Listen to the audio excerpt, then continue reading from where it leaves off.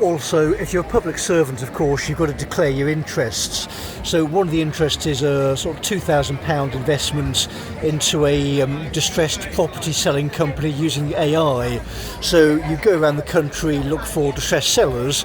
This is people who want to get out of their property quickly, and you link them with buyers. So you can, of course, do that entirely ethically. I mean, this is actually quite a good service. For some reason, my property is somewhere I don't want to live for whatever reason. I want to get out quite quickly. As a service I could have used myself for some reason. But when you're doing this job, or new job as it were, because it's unregulated, you are kind of like insider trading. So you're saying, well, there's quite a good reason for you to be distressed, because I am. I'm going to add to the distress by ramming a giant meteor into the city and blowing it apart, which may translate into actual artillery. So you've got to actually have these conversations seriously with buyers, because it is actually a serious intent, which makes selling the place more difficult. But that could be resolved perfectly amicably if the managing director got on a call and explained what she was talking about. So that makes things easier. I was going to pause for a second ago. I think what I was going to think through. I did miss something. Fuck, what was it? Oh. Yeah, but it's different inference, but we'll take it anyway. What are people being paid in? So, because of payee, the money coming in, of course, is pound sterling. So it is just this debased currency via the patronage network. But of course, it's fairly obvious that John Cotton would have been paid at some point via the yuan, so that is going to be part of his wealth. So you're thinking in terms of, Can you hold your hand up? Legitimate authority in the police of Birmingham. So we're deferring to who exactly? The HRA is not John Cotton's anyway, but given that he is by definition being paid off via the meat that goes into his bones via foreign currency, then we don't defer to him. So if his position is, well, it's a cabinet action plan in scare quotes and he has political authority, well, does he? I mean, if you're making statements like, go beyond the law, then who signed off on that? So it would have been his legal advice, which of course would have covered Unton Naylor's tenure. They've got a load of stuff into their databases, so nick them. We were saying last year in recording sent into Birmingham that the office of the city solicitor should be raided by police, and should have been raided some time ago.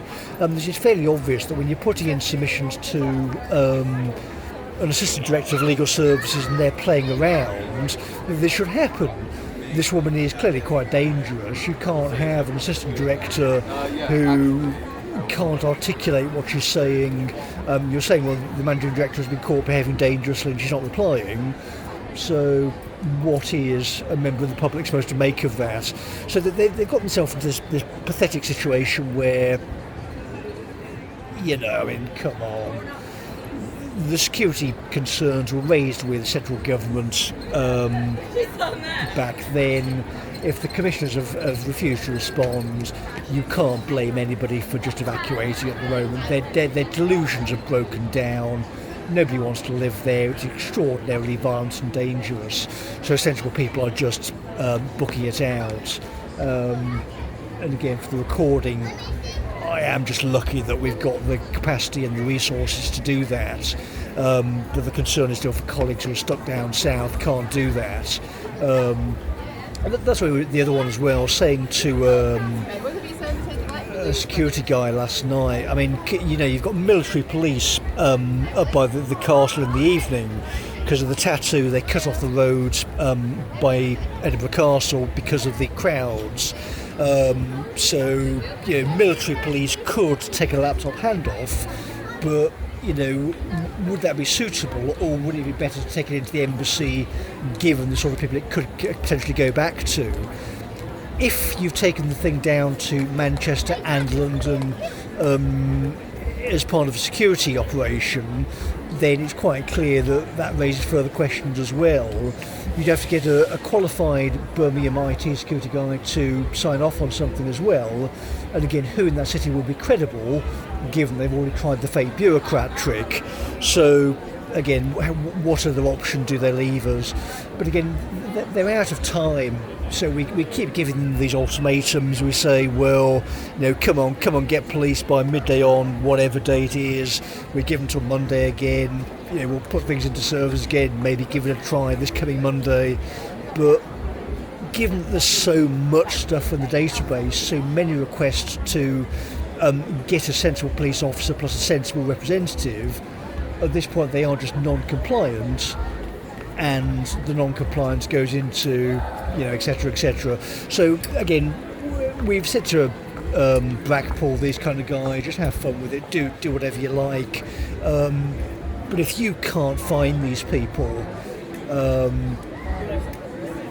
you don't need a central government inquiry to act upon your own sensible instincts. So if Birmingham has turned into this sort of gang-based Necromunda-like city, this is a claim that you can investigate personally.